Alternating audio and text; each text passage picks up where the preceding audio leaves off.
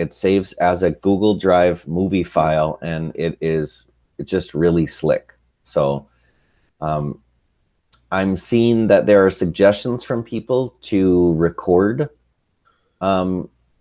video conferences with students. I don't have a firm word from the district about how we're doing that, but just as kind of a heads up to have on our radar. Another thing too is I have a stack of books under my laptop to kind of keep me at eye level, which is a suggestion, so that it's a little bit more natural look. Sometimes if I'm sitting on a couch or like a comfortable chair, I feel like it's looking like right up to my nose. So I just use like a stack of 5 books to be able to do that, just as kind of a heads up. It makes me feel a little bit more comfortable when I'm presenting. Okay, so quick little recap. You'll also notice that there's the option to do closed captions. So you're going to notice that there are closed captions that show up in the lower left. That's really important if you have a student who is deaf or hard of hearing, and those should show up, you'll notice, in real time and pretty accurate. It's impressively accurate how those show up. So that's something that we can think about in terms of including people. So through the lens of inclusion, that you'll see that too. For those folks that just joined in, thanks for making time for this. And general reminder to mute your mic if you're not contributing. That's going to help reduce the distractions for noise too. We have a dog at home, for example, and if she's barking, that's going to be a little bit of a distraction. I hope she doesn't. So you have the option of muting mic, leaving the call in the lower center, and then also turn off your camera. You can present. So if I'm currently presenting, I can stop presenting and see that. Is there somebody that's interested in practicing that just to be able to present what's on their desktop? Just to kind of practice it a little bit and see it from your side? Oh, we're feeling a little shy today. Allie, would you mind sharing your desktop? Would you feel comfortable doing that? I'm going to put you on the spot because I know you pretty well. While I have some coffee. On mute. All right. Present now. Perfect. So that lower right,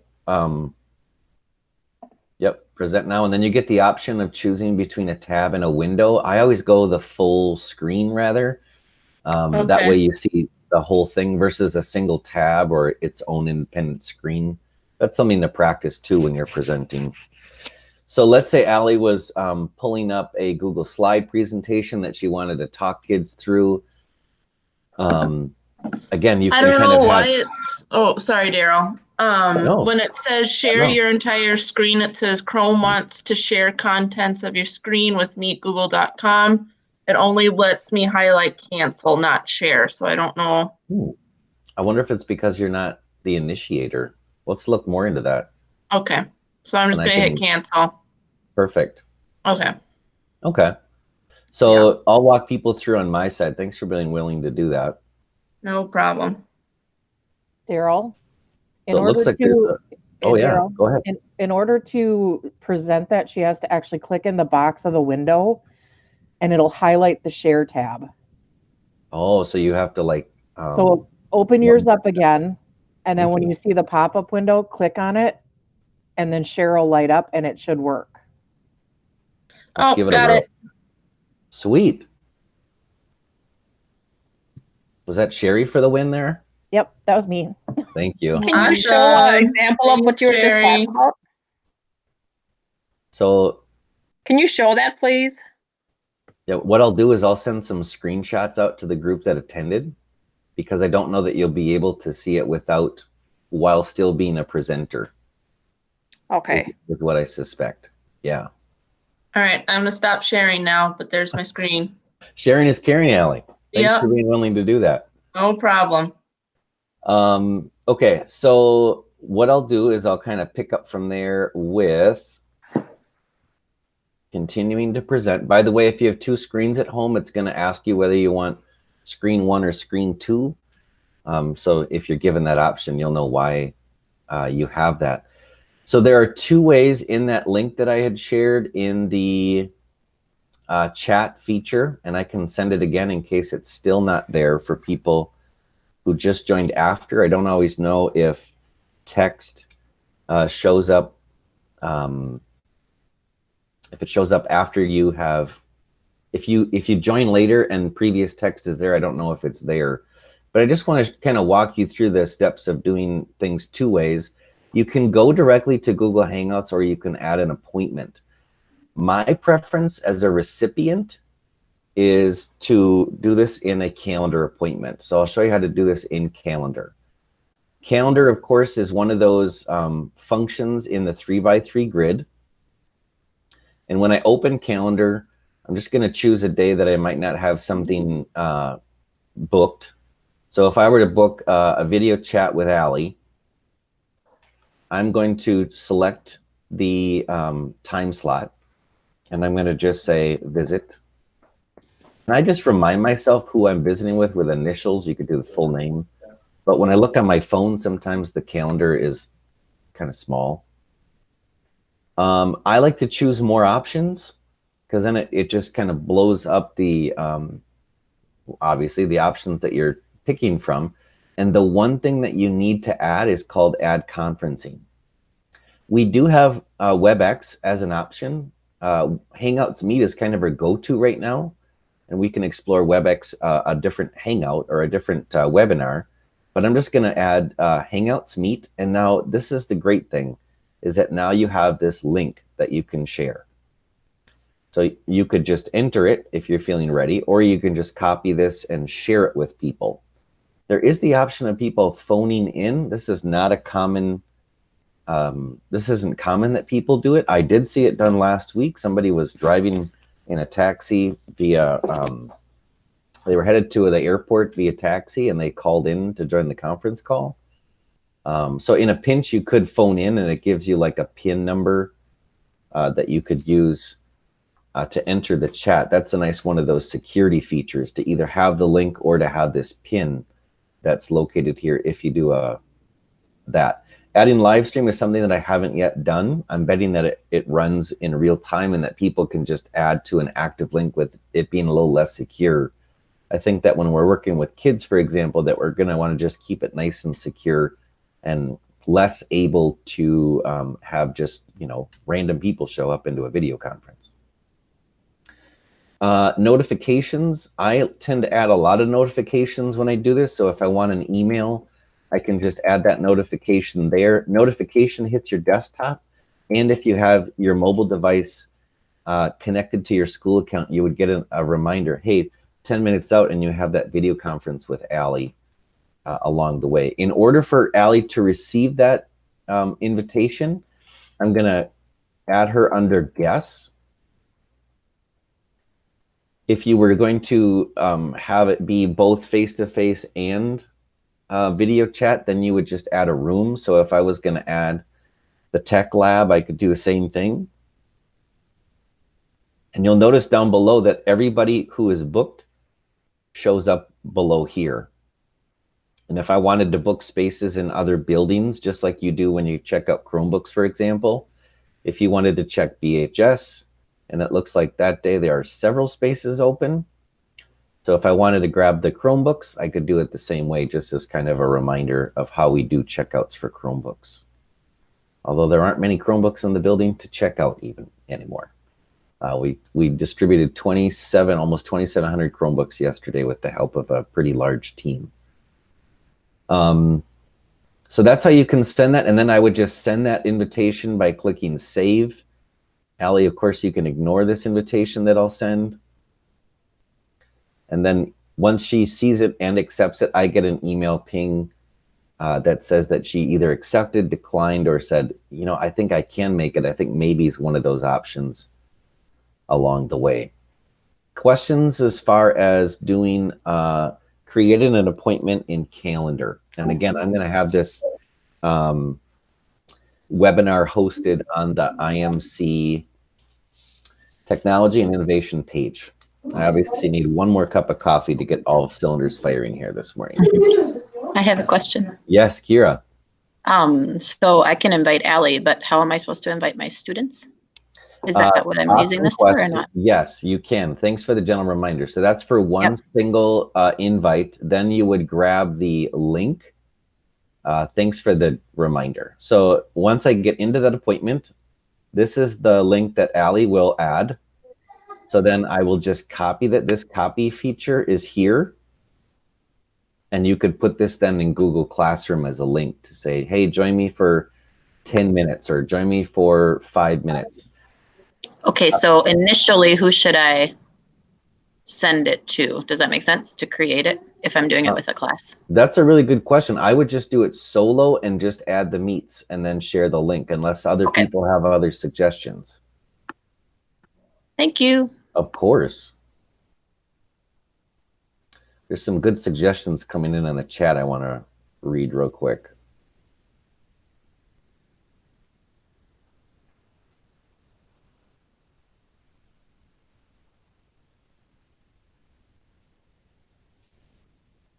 Kevin, just to answer that question real quick, if you just go to hangouts.google.com, see if you can access it that way. Or sometimes I find that when I'm looking for an application in Google and it's not there, if I just scroll down, that there are a lot more along the way. But I also know that sometimes what I see in my Google apps is different than what other people do. So let me know and we can get you access if for some reason you still don't have access. It won't come in the Google Calendar dropdown. So when I go to Google Calendar to add conferencing, I'm only getting WebEx. So how do I add that to that dropdown again? Wow, that's a good question. I'm glad you brought it up. Anybody else having the same issue? Don't know. If somebody wouldn't mind testing it, it sounds like there are a couple people who use this already. If you wouldn't mind just double checking. And I can look into that more. If this is an isolated case, it'll be easier. But if it's more, then I want to obviously address that even quicker. You want me to send you a screenshot or I can just show it to you? Not for right now. Maybe if you hang on after the call. Yeah, I think that would work better. All right. So the other thing is that if I go to the other way to do that, unless there are other questions about adding an appointment, I typed in hangouts.google.com. And you'll notice that these are all the conversations that I've had recently.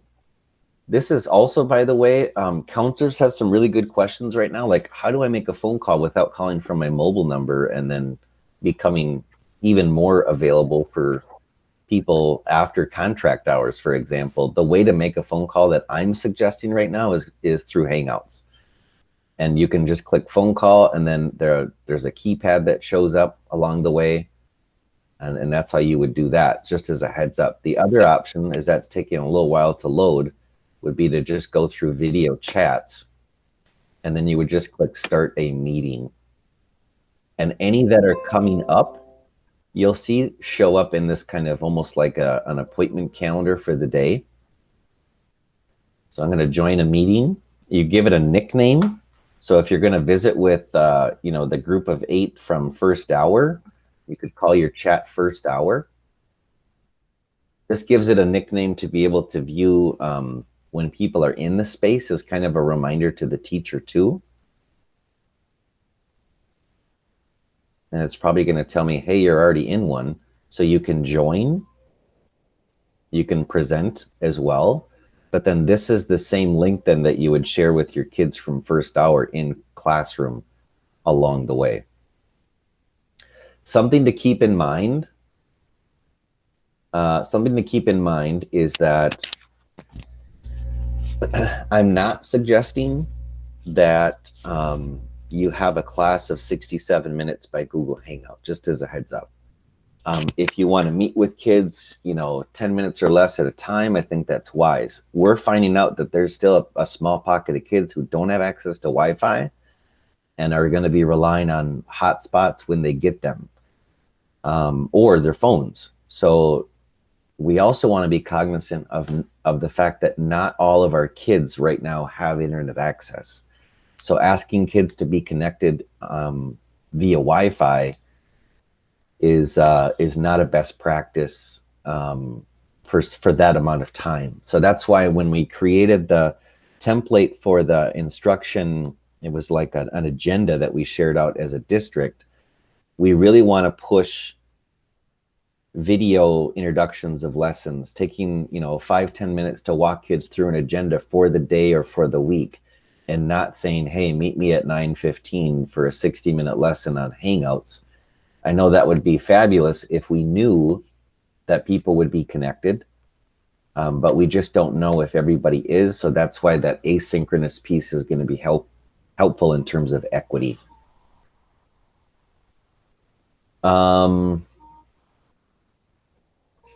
So again, you can message somebody. You can kind of do like an email message. You can dial the phone this way without having to go through Google Voice. It's a little less messy, I think, than Google Voice. I'm trying to suggest tools right now that are less messy and still get the tasks going as far as what do you want to engage kids with along the way, and also through video call, of course. Other questions for the good of the group right away?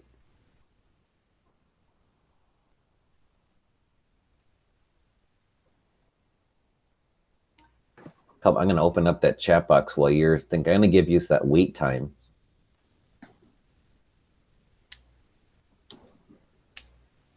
Cheryl's got a really good question. If you're not using Classroom, can you use it? You should be able to. And if you're not, please let me know.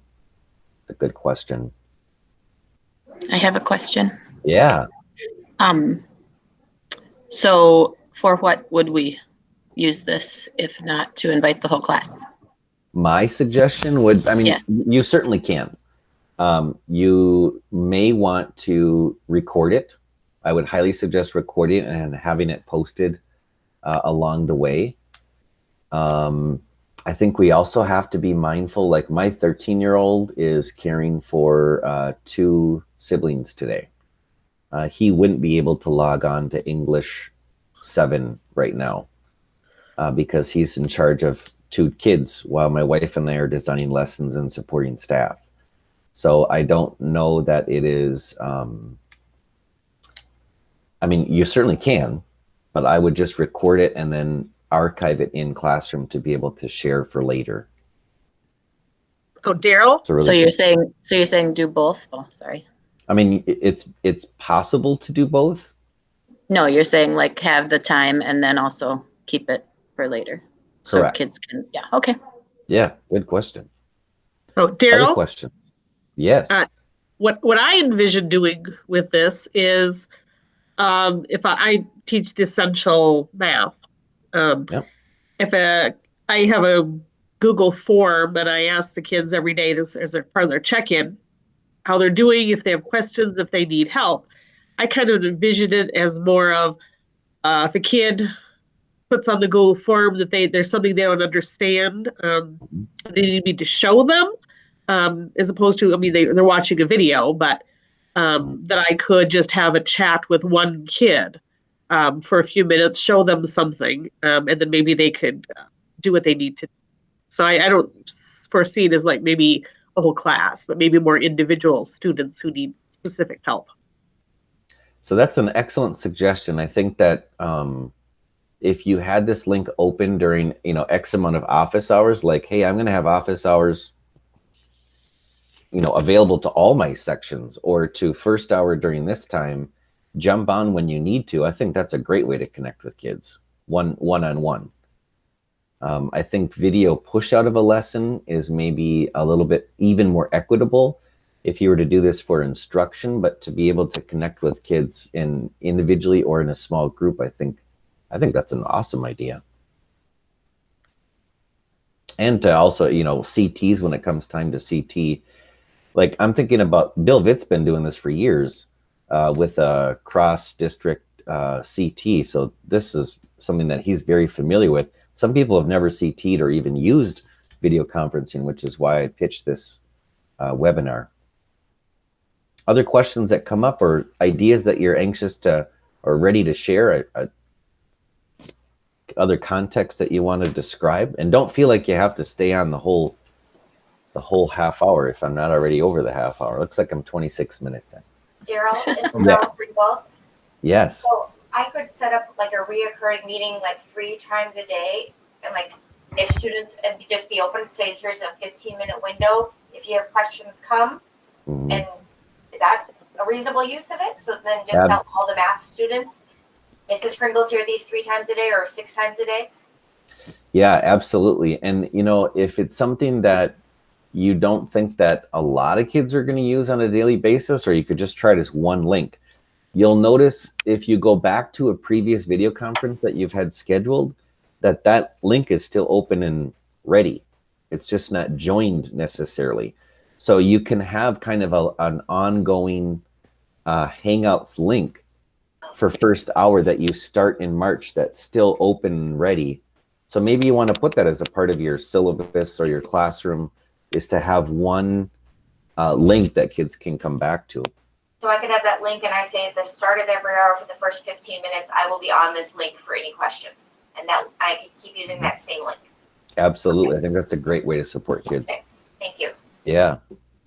Joel's got a question here. I just want to make sure I understand the question. Copy and paste links from Synergy into Google Meet. Yeah, we've been making groups for the tech ed people. Like it's an actual group that will show up on the left sidebar down below. And I'll just add like 5 or 6 shop teachers. And it seems pretty handy because it's always in the left sidebar. Is this the space that I'm in right now that you see it? The groups? No, it's actually in Google Hangouts. Oh, got it. So here's the thing. I'll be honest with you. I don't know that I understand yet the intricacies of what is a Meet and what is a Hangout. I got an article yesterday that I was reading through, and even after reading the article, I didn't understand necessarily what the difference. My approach to share with staff is to go through Hangouts. But you'll notice that this URL right now says meet.google.com, which is interesting. Yeah, I'm confused also. So okay, I think that was an article that Becky shared, and you know, if you want the article, I guess I left more confused than when I started reading. Yeah, it's like yeah. Any other questions or context that you're thinking about using this already? Can I just make a quick announcement? You had mentioned that we Yes. were out of all the computers that we were giving out yesterday. Yes. Several of the middle schools have brought over computers, so I'll be back there today handing them out again. Well, And the thank you. other thing is the internet in with the charger cords for all the students. There is some information about free internet or very low cost internet. So hopefully some of the students will get that information. Okay. Oh, sorry. No worries. That's so we've got some information, yes, about those options of low cost and free broadband during this time of this interesting crisis, this awful crisis. Right. So if teachers can mention that to some of the students, maybe via Google Mail, whatever, so they know that that's an option. It's a good idea for me to share that out with teachers that can then share with kids. Yeah. Okay, I'm going to go back to work. Thanks for your help yesterday, Melissa. You were one of the many rock stars that it was fun to collaborate with. It was so much fun. Take All right. care. Take care. Anybody else have questions? Again, don't feel bad for dropping the call, but stay on if you do have questions, or if there are features that you think that might be there that we can explore together. I'm sure more than, and I can also stay on to practice. If you want to do the invite and send me an invitation, we can certainly do that.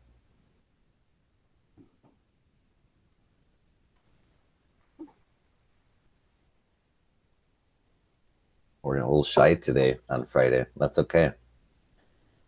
If there aren't any questions, I'll stay on for just a few more minutes, and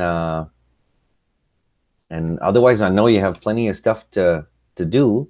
Thanks for making time for this and for leaning into some new practices that are going to be, just able to leverage for helping kids learn in this unique situation. Hey, Daryl. Yes. How do you toggle between views? So if I got your face up, I know that there's a way that you can get that sidebar with more images on it. Yep. So there's the 3 tools. If I'm still presenting, you'll see that you can see the list of everyone with the people. Yep. And go into chat to see what people are saying. Okay. And then, is there something more that you're after? Well, because right now, like I clicked on icon and it's just your face filling out my whole screen. I'm trying to figure out how to get the. Is there so there's like is there like a presenter view? There it was. I just found it. It's in the lower right corner. If you hover over the lower right corner, there's 3 dots down there with more options. And what did you choose? Oh, the change layout, I bet. Yeah, there's a lot of features there. Yeah, I like that one in the middle left there. That's okay. Fabulous. That's what I need. Any other? It's all my own problem. Hey, there you go. Excellent work, Kevin. Anybody have questions that they want to ask now while we're still on the line? All right, I'll see you later. I'm giving it a try if anyone cares. Give it a try. I'll look at it. You want to present, you mean? No, I just want to send Daryl Sounds good to me. invite. Anybody else have questions at all? Feel free to send me an invite. I'll see if I can jump in. I'm answering a lot of emails right now and just trying my best to support teachers as a tech team. Do I need to invite you right now then? You can invite whenever you'd like. I would have to exit this call in order to do that, just as a heads up. And I'm gonna go ahead and stop the recording because I'm not getting